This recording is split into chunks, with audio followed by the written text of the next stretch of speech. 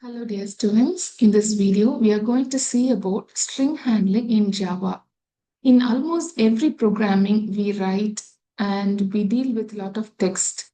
The text in the sense kind of strings, right? It may be the text in the form of names, email, password, messages, or even we may be using large documents, which are all considered to be strings. So in Java, we are going to see how we are going to handle this kind of strings with a lot of predefined built-in functions, which is already there in Java. So a string is a simple sequence of character, and it's that not only that, it is also class in Java. So we often need to perform using this. We can do a lot of operations like searching, comparing. We can extract part of the text from it. We can convert from one text, which means one case to other case, lower to uppercase or uppercase to lowercase. We can able to replace content. So all these things we can do with the help of built-in methods, which is available in Java and which is so powerful to handle all this kind of strings. And also, if you think about strings, which is a predefined class in Java, it is immutable. What is immutable means once you create a string with an object, since string is a predefined class in Java, so all the strings which you created is considered to be an object. So once you create those object, it cannot be changed. So this design makes them secure and reliable. But it also we need some special handling methods when we work with them. So, in this video, we are going to see about what are all the predefined functions available in Java along with the simple examples. In the end of this, we are going to see, since string class is immutable, we are going to see other string classes string builder, string buffer, which are all mutable. So you'll understand what is immutable and what is mutable, what is the problem with it, and how we can overcome with the help of string builder and string buffer. Okay, let's start and with an example here. I have a simple class with the class name inside which we have the main function. We know the main function is the entry point of your Java program, right? So here I have all the necessary string handling functions or predefined building string handling functions available in Java. So first, generally we know how will you create strings. You may be, for example, until now you might have created a string like this. String, for example, name, and you may be saying the name like this. All right, so here I have created a string variable name and I have stored John it. And then I can display system.out.println and I can display the name. So here, what is a string? It's a sequence of character. And when I run it, I'll get the output here. So I got the value stored in the literal, stored in the name, string variable name. So this is how you might be working with a string until now. So other than this, we can also create string using string constructor. Since string is a class, we can also create a string with this form as well.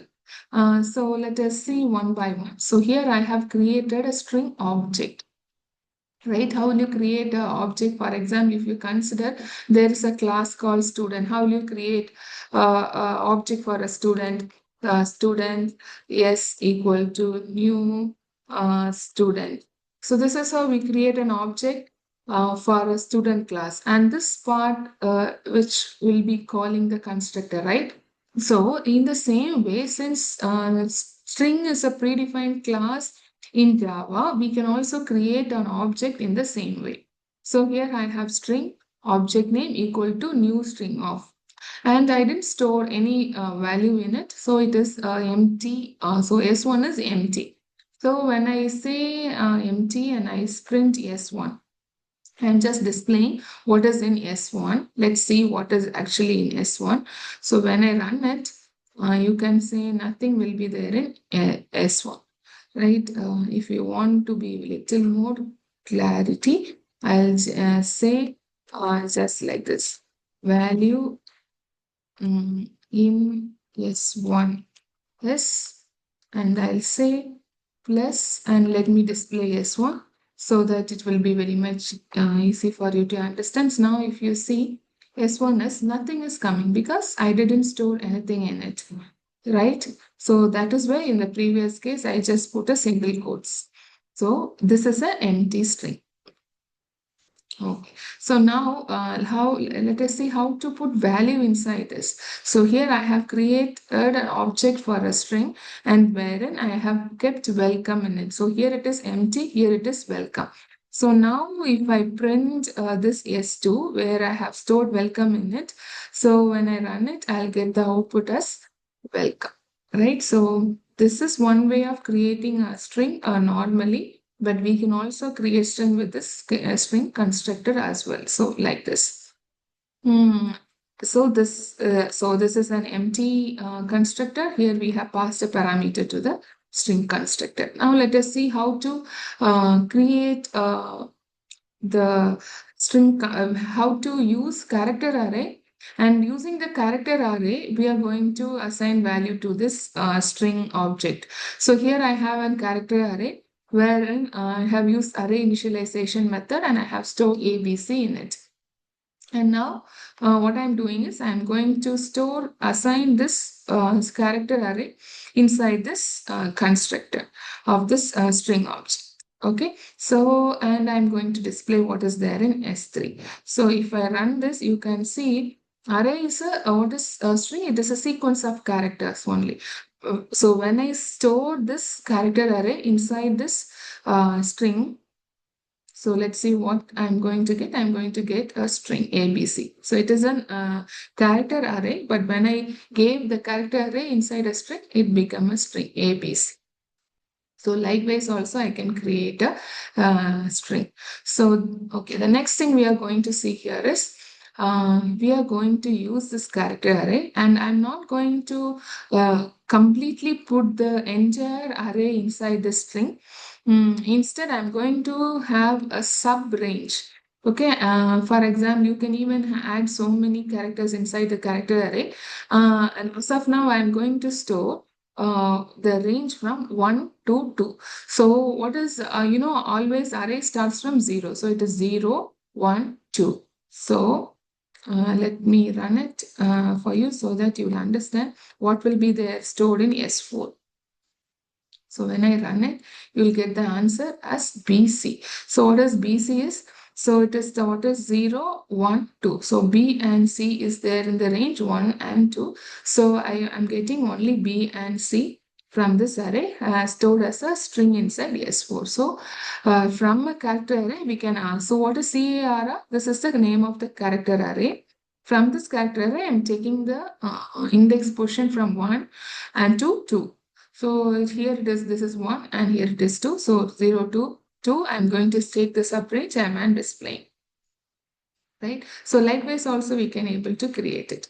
The next thing we are going to do is, see already we have created a character array and that character array is converted to string in this way and it is stored in S3.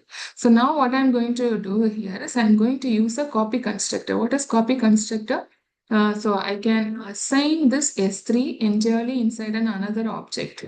So I'm going to take S3, which is another object, and I'm going to store the content of S3 in another object S5. So we are copying one object to the other object is called as copy constructor.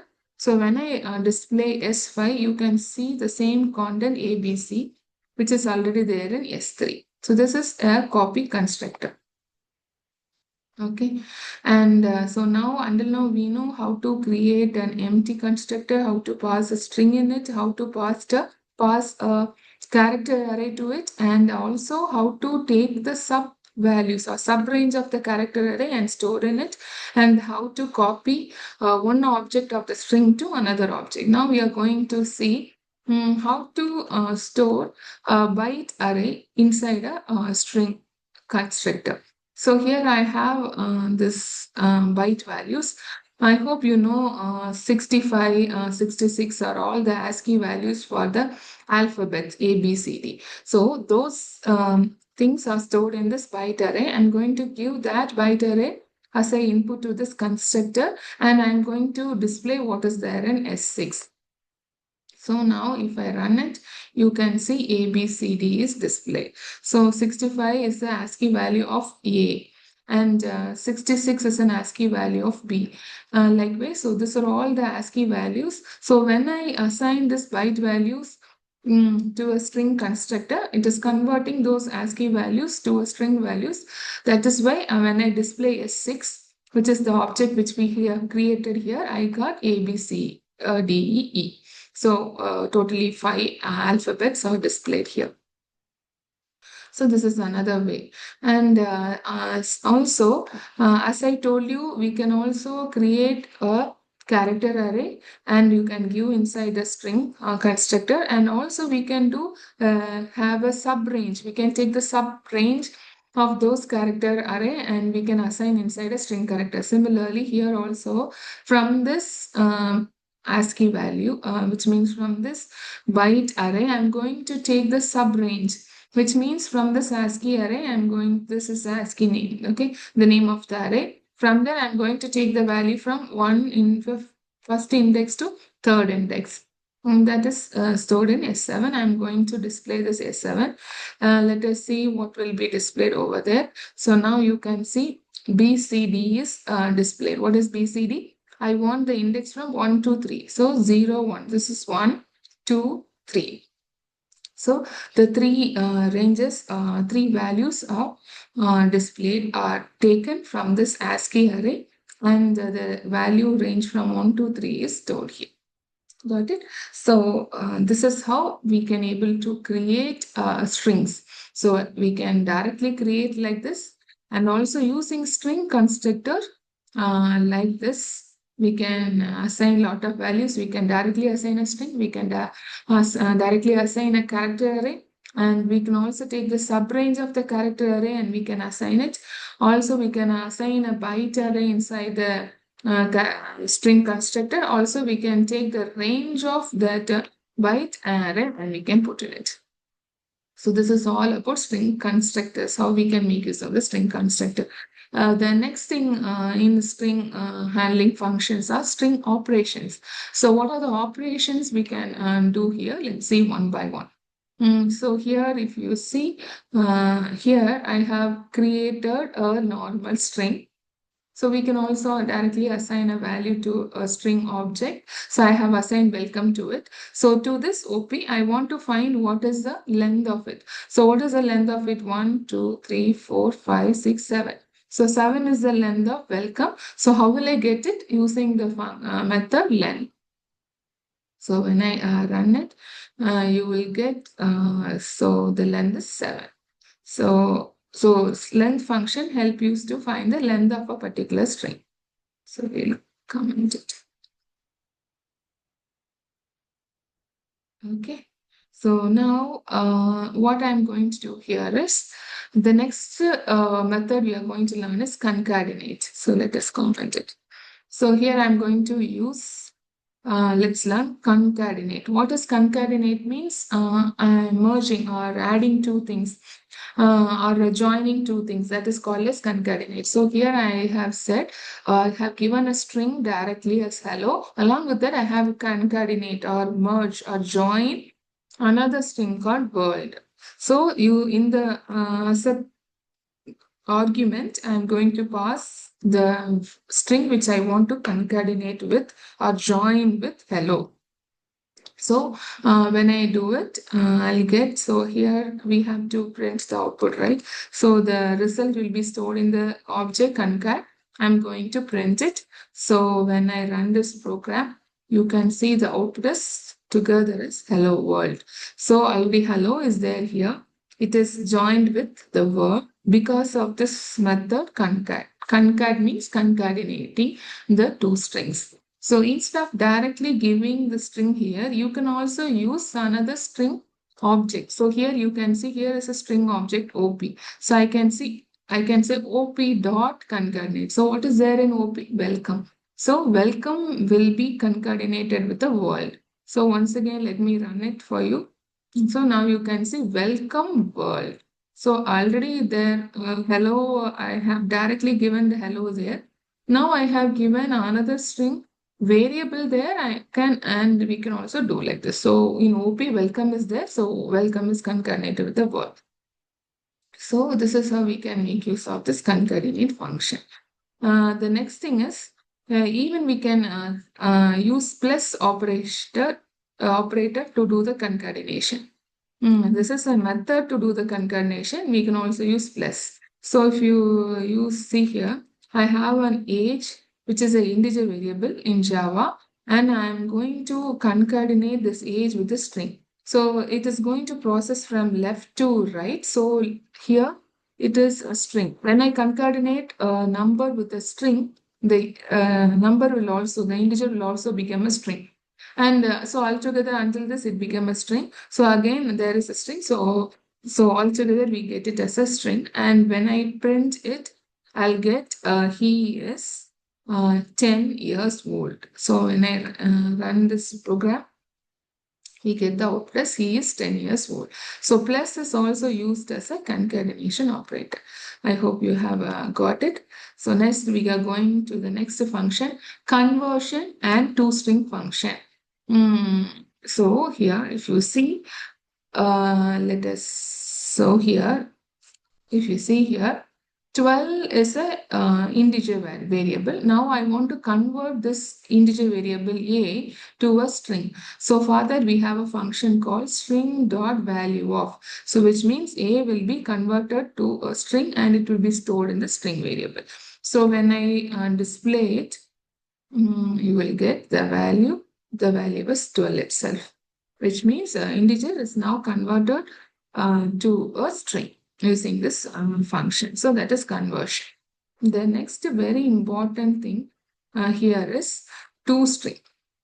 So what is toString is, see, I have created an object for a class called box. This is how we create an object.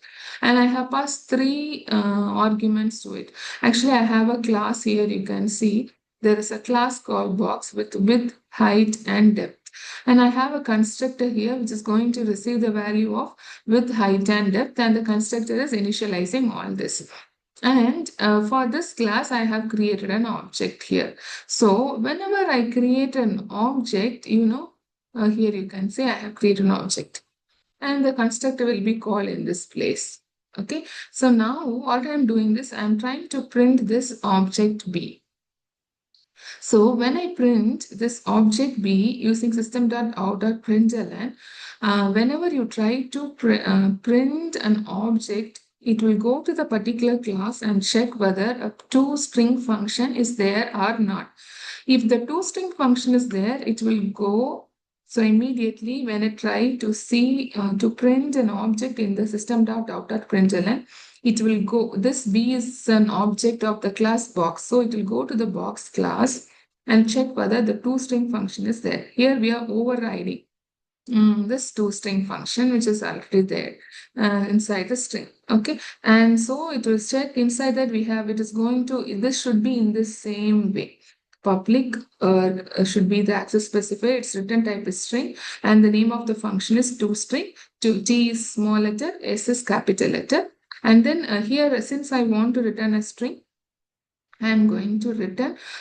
So we learned about plus. What is plus? Is also a concatenation operator. Whenever you put plus with another string, so it's even though width is double, when I concatenate it with the string, it become a string. So I have concatenated the width and the height and the depth, which is all of variable of type, instance variable of type double. But when I concatenated, it become a string. Right, so that is written as a string from this function. So this will be executed. So now if so this will be automatically called. So whenever I try to print an object of a class using system.out.println, automatically it will go and call the toString function. So that is what happening here. So let me show it for you. Let me run it here. So you can see what is there in the toString function will be printed here. You can see Box to toString dimensions are what we gave as a dimension 10, 12, and 14. So 10, 12, 10, 14, 12 according to the width height. So you can see the class here. So what is given here? So we have given dimensions are, and the first we have printed the width, followed by the depth, and followed by the height. Right, so depth is given here, then height. So that's where we got in this order. So automatically you can see the toString function, even though we we didn't call directly the toString function, but whenever we try to print an object of a class, it will first go and check whether the toString function is there or not. Let me now show you another thing. For example, now I'm going to comment this string. Okay, so I'm going to comment this string. And now let us, okay, I'm going to comment this string. And now let me go and print this B. Okay, now if you see inside the box class, toString is not there because I commented it. And so now if you run, what will you get? If there is no toString function and I try to print the object of a class, it will display some reference number of the class. So, okay, so it will give some reference number of this object. So now you can understand if the toString function is there automatically when I try to print the object, it will go and call the toString function. But when I disable the toString function, it will just print actually, in the stack memory, the object will be there. It will give the reference of that particular object in the heap memory.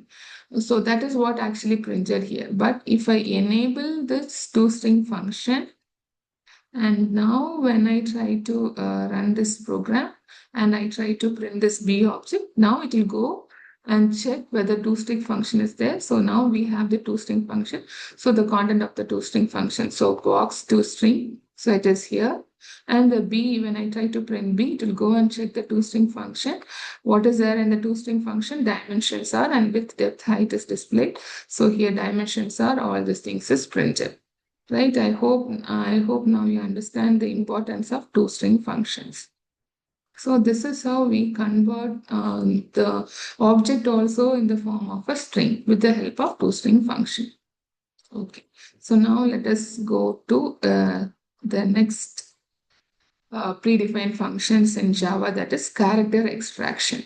What is character extraction? From the given string, we can extract some of the characters. So that's what we are going to see here. So if you see the first functions available here is character. So here you see there is a string object C wherein I have A, B, C, D, E, F.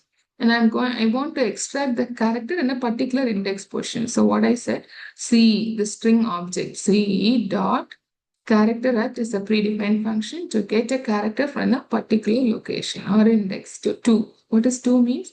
0, 1, 2. So it is C. So now if I run this program, you will get C as the output. So you can see C. So which character is in the index position 2, that is displayed. So that is the use of character at function. Okay. And the next thing is we are going to have okay. So now we have a character array which is of size 4. And then we have a string variable demo. This is a demo for get characters. And we have a function called get characters. So which is going to get the character from a specified location. So if I see, let me run this for you first. Okay, so you can see I'm going to get the character from the location index 10 to 14, and I'm going to store it in a buffer, this character buffer, because I'm going to extract a character from a string. That is what we are going to learn, right? Character extraction. And I want to store those characters inside this buffer, which is a character array, and I want to store it from the character array from the index position 0. So what is 10?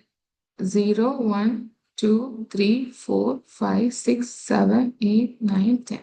So this is the 10th index position. And then 10, 11, 12, 13. And so always whenever we say a range, whenever we use functions in Java with the range value. I want some value from the range, right? So it will try to include the end index minus 1. So it will take the character from 0 to 14. Okay, so which means it's, 10 to 13 will be taken. So here now I am going to, so it is stored in this buffer. Now I am trying to display this buffer. Okay, new, since it is a character array, I want it is in the form of a string. So I'm using this string constructor. And then let us see what is there inside the buffer. Right, it's 10, 11, 12, 13. So 4 characters. That is what we created. So always remember in string handling, whenever you say a range, it will take the value, end value minus 1. So 10, 11, 12, 13. 4 characters will be taken. So when I run it, we got the 4 characters in the form of string. Even though I store it in a character array, but I convert that into a string format using the string constructor. So I got it as a string here. Hope you got it. Now what we are going to do next is like how we can able to get a character. Similarly, we can also get the bytes. Right. So already we have learned how to store a character array inside a string constructor, how to store a byte array inside the string constructor. Now we are going to see how we are going to get the bytes value. So here you consider this set of code. So I have a character array of size of 4. So okay, we already saw this. So here I have this. So I am going to get C. C is a string object. From that, I am going to convert all this into a bytes. So bytes. So what is the byte value of A? A means, what is the ASCII value of A? It will take that as the byte value and it will store it in this array. Right? And then I'm going to, it is an array, right? Using for each loop, I'm going to access this and print it by a space after every byte value. So we can see what is the byte value of A, which means the ASCII value that is stored in the byte array. So if I run it, you can see for A, the ASCII value is 97. For small b, the ASCII value is 98. So totally 6 values, 6 ASCII values are stored in this byte array. And now we are accessing using for each loop. Hope you all know the for each loop. So in the for each loop, after the colon, we give the array name. And in the left side of this colon, we give a temporary variable which will access one value from this byte array. So the first value stored in this byte array, c.getString means what is there in c.getString A. Right, so that one's ASCII value is 97. That will be stored, that will be in the index position 0. So that will be taken in BT. So when I print BT, I am getting 97. Similarly, until there is some value inside the byte array, it will access automatically till the end of the array and we can able to see it. So this is how we can able to get the byte values from a string. We can also get the character value, also we can get the byte. And the next is we can convert a character to an array. So for example, what is C? C is the string. What I'm going to do here is I'm going to convert C to a character array directly. Here C is a string together inside sequence of character. But when I say two character array, it will take individually A separately and put it inside this character array. Then B separately and put it in the index position 1 and take the C value and it is put, it will keep it in the position, index position 2. So likewise, it will convert the C, which is a string, here you can see it is a string, and it will convert the string into a character array which is stored in this array variable, right? And now we can same way using a for each loop, array name, a temporary variable. Since it is an array of type character, I have created a temporary variable of character types C, and I'm trying to print the C every time until there is some data inside the character array. The for each loop will take one by one character and it will display. So now if I run this program, you can see here it is as a string. So, but here I have taken each and every character one by one. I have given a space. So that is why there is a space here, right? So every character is displayed. And then after here, we are giving a space. Then it will go to the next character from this character array. And then the next character is what? B. And the B is displayed. So likewise, using this two character array function, we can convert a string to a character and you can store it in a character array.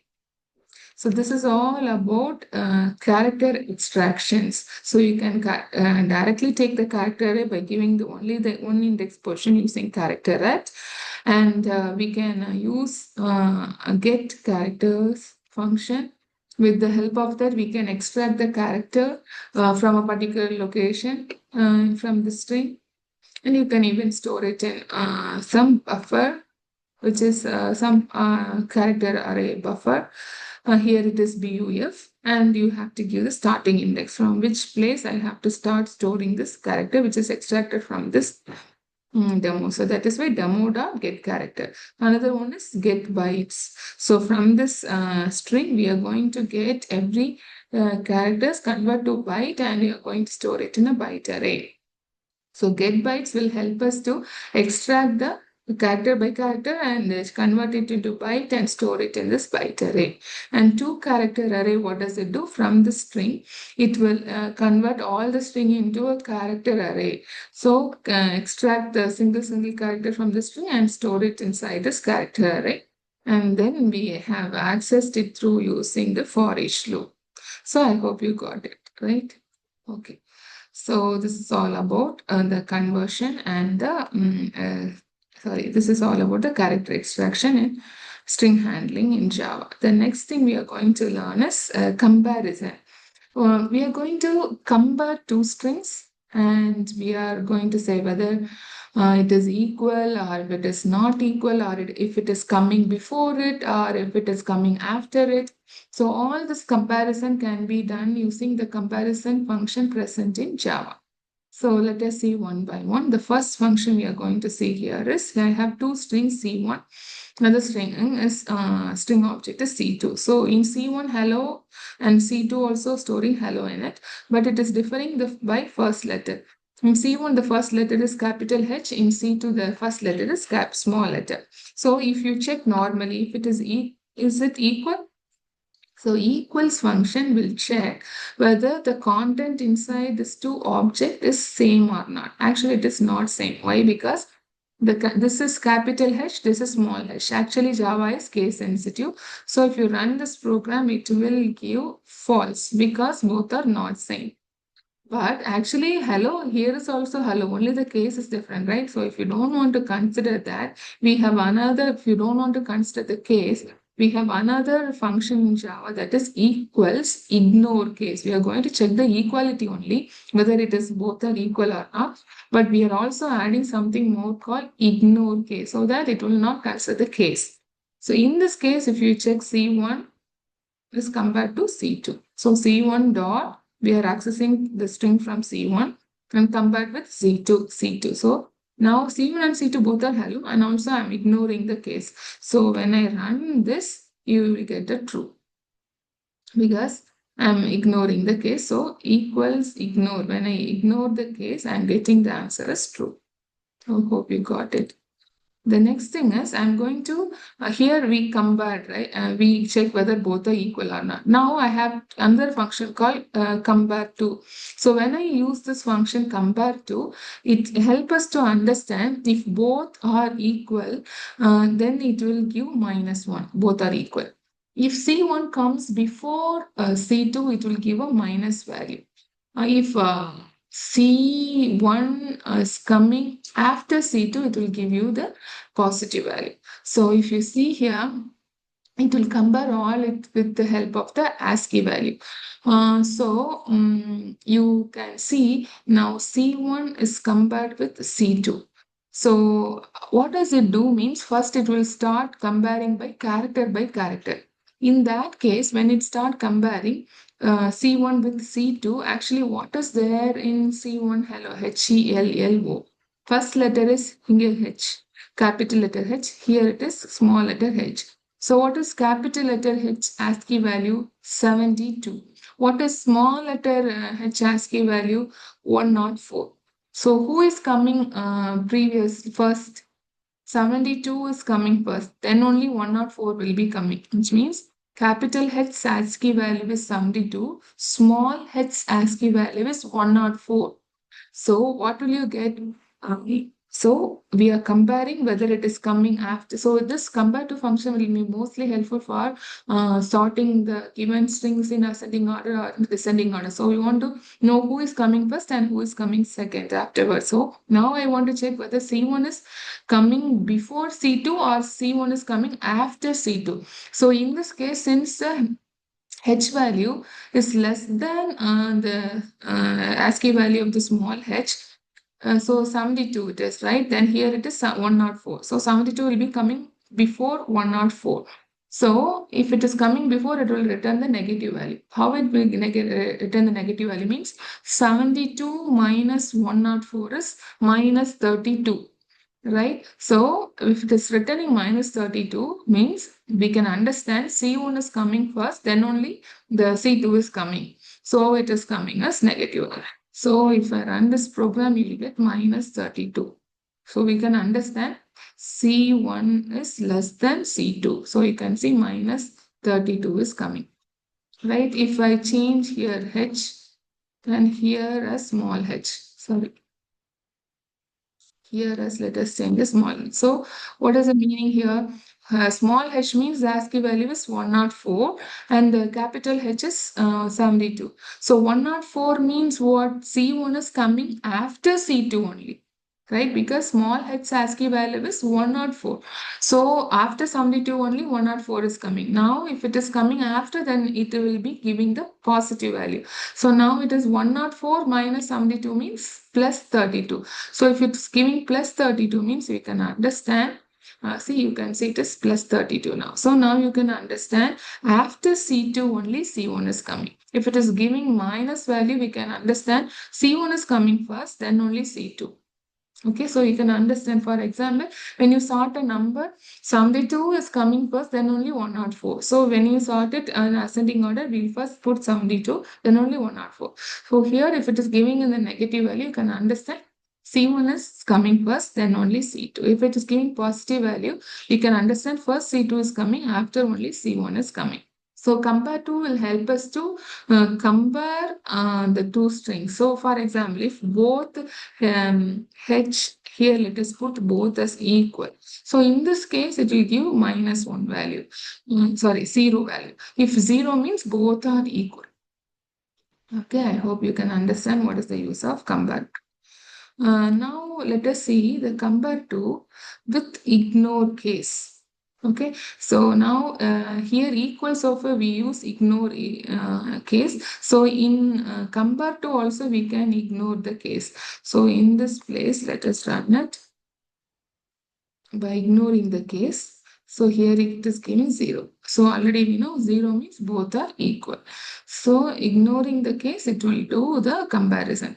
It will, for example, if both the strings are differing only by the case, uppercase or lowercase, then it will be ignoring the case and it is comparing. Since it's ignore the case and if it is comparing, then both are equal only, right? So that is why we get it here as 0. So it is always going to return a numerical value. From that, we can understand is it greater or less or equal.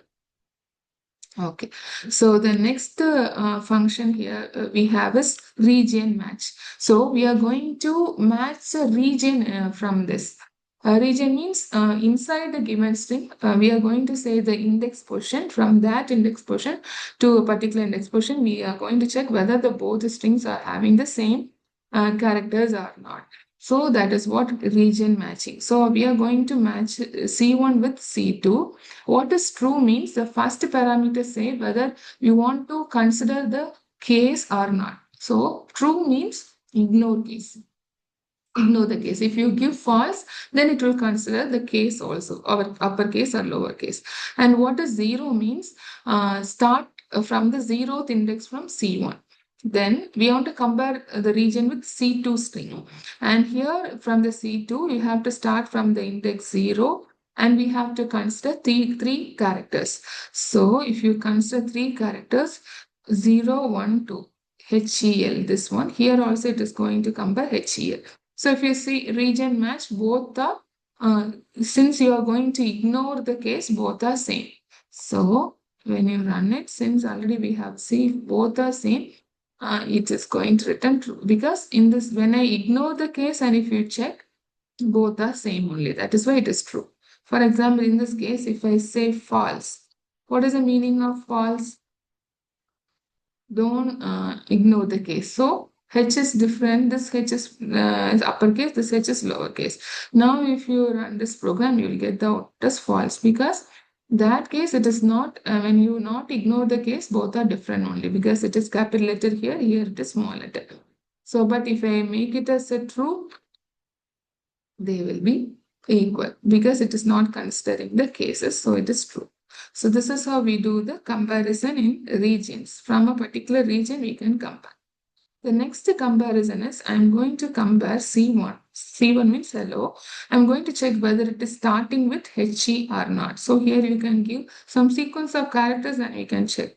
So here I'm checking whether C1 is starting with HE. Yes, it is starting. So you will get the answer as true.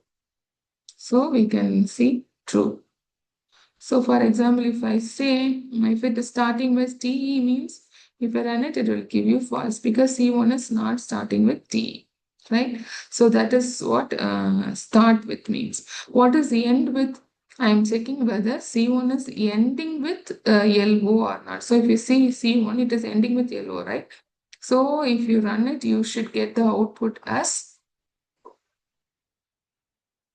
here you get the output as true. Hope you got it. So that is what end with and start with and end with function. So you have to give first give. So in all this case, remember first you give the variable of the string, or you can directly give the string itself. Instead of this, I can say, so here instead of this, I can say like this as well. I can say hello. And for this string, I'm checking whether it is ending with yellow or not. So directly also, and here it is, since it is ending with yellow, it gives true. For example, if I'm going to use some other letter, so it is not ending with yellow now, so it is giving false. So either you directly give the string here, or you can give the string variable. So I say C1 ends with this or not. So dot is helping us to access this string variable, and I'm going to check whether it is ending with yellow or not. And the next very important comparison thing we use here, equal to and equals function. We should understand the difference between these two. So what this equals function will do means, equal function will check whether the content in these two objects are same or not. That is checked by equals function. What does equal to will check means, whether the reference of these two objects are same or not. Reference means the memory location for the two string is same or not. So what is here we have created, so two strings object. So I have in the first string object, I have stored x, y, z, and its memory reference location is R. We have named it as ref1. And the same content also we are storing in another memory reference ref2. Now we are going to use equals function and equal to. So when I say ref1, this variable with this variable, equals means it will check the content in it. So if we check the content, both are same only. So this will give us true, because equals function help us to check the content inside the two variables, two objects. What is equal to function? So ref1 and ref2 are the objects of the strings, and now I'm checking with using equal to operator. Now I already told equal to will check whether the reference are same. So the reference are not same, because this is stored in another one reference in the memory. This is stored in another one place with different reference. So for this it is true, for this it is false, because the reference is not same. So now for the first one it is true, and we gave a slash in between, and then for the second one it is false, because the reference is not same. Now let us try with let me say ref1. So now the same reference only I'm storing in this as well.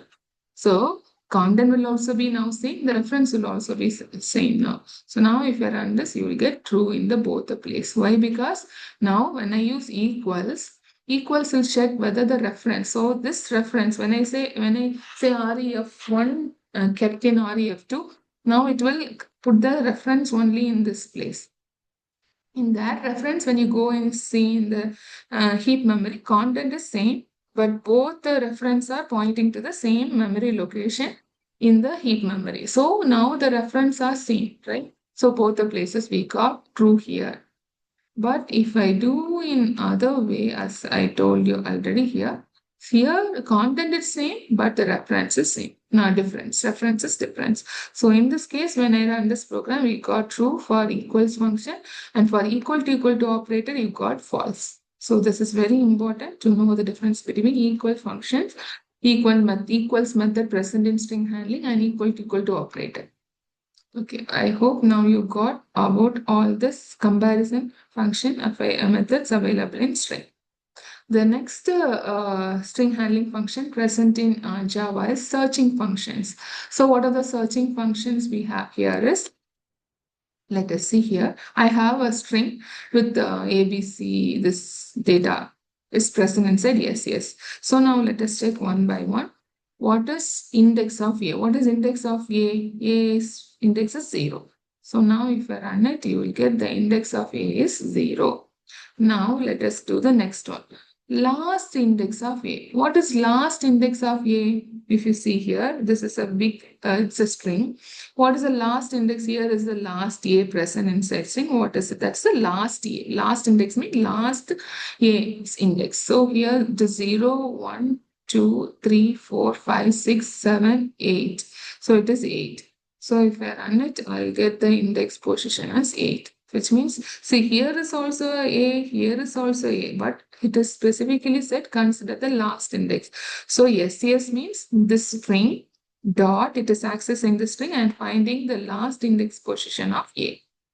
And remember, in all this place, we give single quotes because we are checking about a single character from that particular string. Yes, yes. Okay. And the next thing is index of a particular string also. Where is the ABD index? Where is ABD present? ABD, here it is. And it will give you the starting index position of ABD. So it is 0, 1, 2, it is 3. So now if I run this, which we want to check the index of a substring and its starting position, it is 3. So you can see 0, 1, 2. This A is starting with the position 3. So that's why we got it. So we can check for the single character, also for a sequence of character as well. Similarly, we can also check for the sequence of character in the last index position also. So if you see A, B, C, if you see here, already we know this A starting index position is 8. So here again, we'll get the value as 8. So this, you can understand index of, here we are giving single character. In this index of, we are giving same sequence of characters, a string as an input. So both are done. Same way, last index also we can give single character. Here also we can give string also as an input to this function last index of. Okay, the next thing, index positions. Next type of index of position method is, I want to find the position or the index of A from the index position 2. So A is already present in the index position 0. Don't take count from there. It is saying from the index position 2, after the index position 2, like from this index position 2, check where A is coming first. So here 0, 1, 2. So this is the second position, 2 index position. From this where A is coming after this second. So here it is coming, right? 3. So if I run it, I'll get the index position as 3. Because after the position, index position 2, where A is coming, that is in the third location. So it is not considering this, but it is considering after the second index position. So this like also I can use the index of. Similarly, for the last index also, we can see in the string SES, I'm going to check from after the index position, from the index position 5, where A is coming. So if you see 0, 1, 2, 3, 4, 5. So this is 5, then 6, 7, 8. So here, so after sorry, if you see from the last of index portion, which means what? From after 5. So from the last, it will check 0, 1, 2, 3, 4, 5. So after this, where it is coming, it will show the index of that. So if you see here, it is showing 3. So after it, where it is coming, 0, 1, 2, 3. This is what coming. So from the last, it will check. So from the last, it will take the index portion 5, 0, 1, 2, 3, 4, 5. So இதுக்கப்புறம் after this, where A is coming. So that is in this portion only, after that it is coming. So its index portion is 3. Okay, count from the last. So that's what last index of. So these are the different way you can able to search. So we found the search function using index of and last index of. The next thing is substring and modifications functions, string handling functions available. So let us check one by one. So here I have a string sub, which contain all this string sequence of characters, which is a string here. Now I'm going to use a function called substring, which is going to help us to get the substring. So from which string? Sub. From this, from the second character, or sorry, from the second index portion, give remaining all. So it is 0, 1, 2. So from C, you give the rest of all. So when I run it, you will get from C, it is giving the rest of all the substrings from this. Okay, so that is substring. And next one is substring, and also I'm giving the ending index also. So start from 2, go till 6. So already I told you, whenever you are using a range of in the substring, the last index portion -1. So it will go from 2 to 5. So last index portion 6 minus 1 is 5. So 0, 1, 2, 3, 4, 5. So till F, 2 to F will be coming, which means C to F will be coming. So when I run it, you will get the output as C to F, because sixth index portion will not be coming. 0, 1, 2. So starting from 2, 3, 4, 5. F is 5.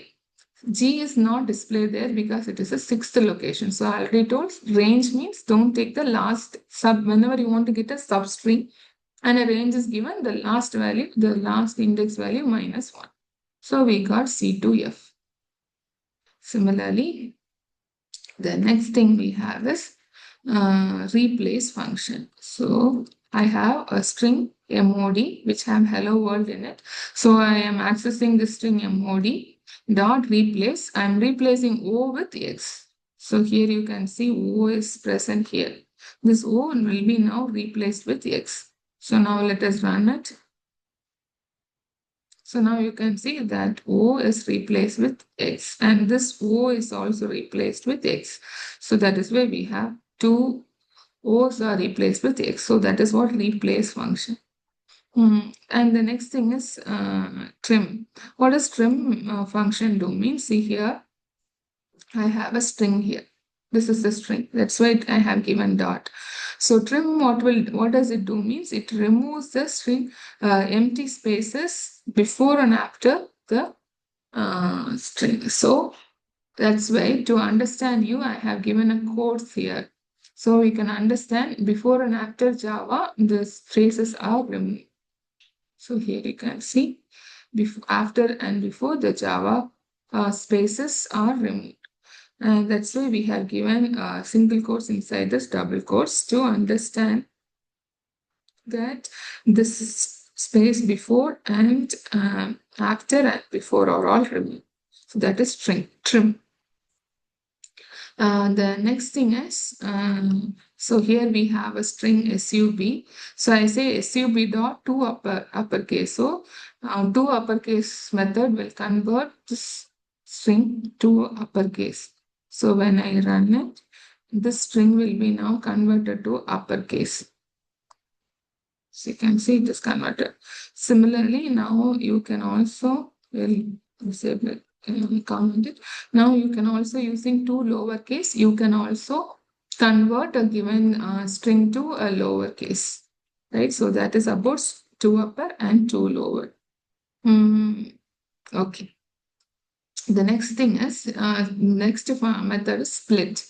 So here I have a string called this is a sample program.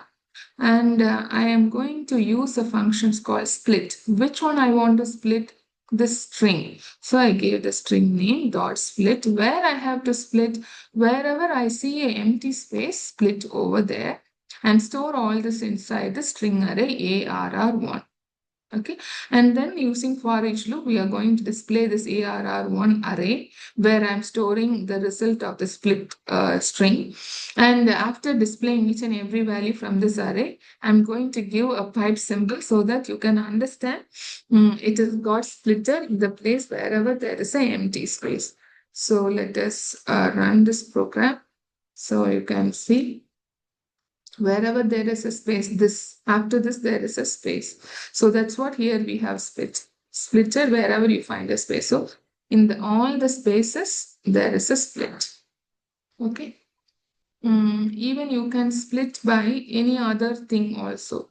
Even I can say split it by a, which means what, wherever there is a, it will do the split. You can see here is a, so there is a split. After yes also there is a. So yes is separate, there is a split, and the rest of the thing is coming. And here you can see there is a. So the rest of the thing got split after that, and M is coming up. M is the only thing which present after A. So that is so using which delimiter you want to split, you can give it. Okay, and then we are displaying using a for each loop. That's it. And now we are going to use by specifying, see, I'm going to split same thing, the string variable name and dot split function. And now I'm going to say split it, but only two split. So that is what two specifies. So now let us run. So here I didn't specify split by space, but how many times I want to do this, I didn't specify. So wherever there is a space, it's splitted here. But here I have said split it wherever there is a space, but only two times. So two splits. So now when I run it, you can see only two splits. This is one split, and here is a space, so it is splitted after this. That's it. Here this is one split, and this is the next split. That's it. So, so you can specify that as well using this. Okay, the next thing we are going to see here is the next function is here I have given a string directly, and I say replace first. Which replace? First time when you say SAM, you replace with this capital. So here is what we are seeing SAM. So when I run it, and this I'm storing it in a variable, REP replace first variable, and I'm displaying using a system.out.println. Now let us see. So you can see SAM, small SAM is now replaced with, using this replace function, we are replacing small SAM with capital SAM. So we got that as an output. So this is what the use of replace first function. The next one is, next replace function is replace all. So wherever you see, this is replace first time when you say SAM, that alone you replace. Here you have a function called replace all, which means wherever you see SAM, you replace everything with SAM. So now if I run it, you can see all the SAMs are replaced with small. But in the replace all, if I say first, if I do like this, then the first SAM alone will be replaced. So here you can see first SAM alone is replaced, the rest of it is all not replaced. But if we say replace all, then all the SAMs are replaced with capital SAM. So this is the difference between replace all and replace first. So these are all the very important string handling methods available in Java. Okay. So I hope you got it. Now we are going into another concept Another class like string in Java is string buffer. Okay, so what is string buffer means? Already I told in string, we string is immutable, which means once I store string s1 equal to hello, and if I want to change hello with hello world, this change will not be updated in the s1. It will create a new memory location and then it will update the change. So the older memory location, that's it. In there, you cannot do any change. So every time you do any change in that particular string, every time it will create new memory location and it will do the updation. So it is that's why we call it as immutable. It cannot be changed. So for example, let me show it to you. Here I have a normal string. Yes, I have stored hello in it. So to this yes, I'm updating s dot concat. Already we saw a method in Java concat. What is concat? Along with the string yes, world will be joined, merged. And I'm doing that. But when I display yes, you will have only hello because this will not be updated in the yes. See, I'm going to run this. See, here you get only hello alone. This world which you updated is not there because it is not mutable. You cannot change it. That is the problem in string. So, but in some case it is useful because it is secure. You cannot go, nobody can go and alter it. But in some place we want to do the modification. So we have another functions called string buffer. So, what is the use of string buffer means? String buffer is mutable. Similar to string buffer, we have another one class called string builder. In when compared to string class in Java, string buffer and string builder both are mutable. You can change it. But what is the difference between the string buffer and string builder means? String buffer is thread safe, which means all the function inside the string buffer is synchronized. So, in thread, we have a synchronization concept, which means at a time, only one thread will be allowed inside the synchronized function. So, all the methods available inside the string builder class are all thread safe. Since it is making thread safe every time, it is the fast speed is little less. But when you compare C with the string builder, the methods present inside the string builder class is not thread safe. So it will not check it for every time. So it is faster when you compare to string builder. So that is the change. So multi-threading applications um, where strings change often, in all those cases, you can go for string buffer. But if you don't want a multi-threading concept and you're working with single thread application, in that case, you go for string builder because string builder is faster when compared to string buffer because builder is not thread safe. It is not using any synchronization function. So this is the advantage of string buffer and string builder class when compared to string class in Java, and that too both are mutable, which means you can do the change. So what I did here can be done here as well. So first, let us see the string. How to create there? We just created an object using string. But here we have to see string buffer. That's the only change. Instead of string class, use string buffer. And wherein I'm storing hello in it. And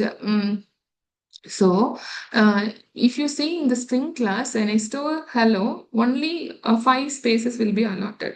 But here in this, if I run you can see the capacity allotted to this 21 space by default is allotted for it, right? So that is the so if you want to additionally add anything to your string buffer variable, then it will be automatically you if you want to do any changes, it will automatically do it. So how you got 21 is by default, whenever you create any variable for a string buffer, 16 space will be allotted to it. Okay, so when I say hello, along with hello, 16 space will be added in additional. So hello space is 5. So 5 plus 16 is 21. For example, if I do like this, you can see its size is 61. I sorry, 16. So by default, if you don't store anything in the string buffer also, 16 spaces will be allotted to it. But when I say add something, along with that space, plus 16 space will be allotted. So whatever you do, any change, it will be updated in the same place. So capacity will help you to and display how many total spaces are allotted for it. So when I store hello in it, it's 5 plus 16 is 21. So 21 spaces are allotted. Okay, now let us do this append and let's see whether it is updated in the same memory location. So along with SB where it has hello, we are appending world and we are going to display SB. So in string, this change will not be coming, but in string buffer, hello world is appended with SB which contain hello already there. And when I display it, it is coming. So that is the advantage. String buffer is mutable. You can change it. Okay, so let's see a few more other functions present in string buffer. So along with SB, so what is there in SB? Hello. See, hello is there. We are going to see the next function insert Java, where in the location 2. So hello means 0, 1, 2. So in this place, insert Java. So after that, there is a space. After that, only this L will be coming. Okay. 1 second. So when I run this, you can see in the second position, HE01, in the second position, Java is inserted along with the space. See, here I have a space. Then this remaining thing, LO, is coming. So it is inserted in between. So insert function help us to insert in a particular index position. The next is reverse. So SB contain hello in it. So reverse function will help you to reverse the string. So when I run it, you can see the hello is coming in the reverse order. So now, along with the next function present is delete. So delete will help us to delete from 0 to 2. So you have to see hello and delete. Already see it is reversing and deleting. So when it reversed, it got reversed, and then from the 0th location, you delete it 0, 1. So actually, what is the last two character? LO. Actually, if you see 0, 1, 2, 3 are there, but already I told whenever you specify any range, the last value, index value minus 1. So two characters 0 and 1 are deleted. So that is why we have HEL. Next L and O is deleted. Then replace. SB. What is there in SB? That along with that, you replace from 0 to 4th character, which means 0 to 3 characters are replaced by test. So let me show you how it is replacing. So now, if you see at present when I run in SB, hello is there. Okay. In hello, 0 to 4 means 0 to 3. So, which means what? 0, 1, 2, 3. So this 3, all the 0 to 3 characters are totally replaced with a new test TEST. And the only remaining character is O, so O is also coming. So this is how we can able to replace. So always remember when I say 0 to 4, it is 0 to 3. The end value, end index minus 1. So these are all some of the functions present in string buffer. So string buffer is thread safe. Every method present in the string buffer is synchronized. So it is little, the speed is moderate only. But when you go to string builder, here it is, string builder is not thread safe. It will not check for synchronization. So it is little faster. It's faster when you compare to string buffer. So how will you use string builder? Same way, instead of string buffer or string, you can use string builder, create an object. I store here A, B, C, D, F, G. Like now I'm going to append, along with that, I'm going to append 1, 2, 3. So let me display it. So when you display, it is showing this along all this. So along with the string, this 1, 2, 3 is also appended. So that is append, adding, merging this with 1, 2, 3. Okay, so now let us see delete. So when I delete it, actually what is there in A, B, C, E, F, G, this is there. I'm going to delete from 3 to 5, which means 3, 4. Only 2 characters will be deleted. Let us see that. So A, B, C. So 3 means 0, 1, 2, 3. So D, E, only D E should be displayed. So let us display it as well. So when I run it, you can see only D and E is not there. And yet G is there, right? So that is what. So always end value minus 1. The next thing is insert. So insert is also similar. So this is what present here in SBU, which is the object of the string builder. Insert in the second location. So which means 0, 1, 2. In the C, before C, this what will be inserted? XYZ will be inserted. So now let us run it. So now you can see before C, XYZ is inserted. So just insert it in between. And the next one is replace. So 0, 1 character will be replaced by HI. 0, 1 means B and C. No, no, 0, 1, right? 0 means AB. So now let us see AB should be replaced by HI. Okay, we have to display it. So now you can see AB value is now replaced by HI and the remaining are present. So from C it is remaining or present. Only 0 and first character are replaced. So end value minus 1 means 0 and 1 characters are replaced by HI. Right? So these are all the functions, methods of string builder. Hope you got it. God bless you.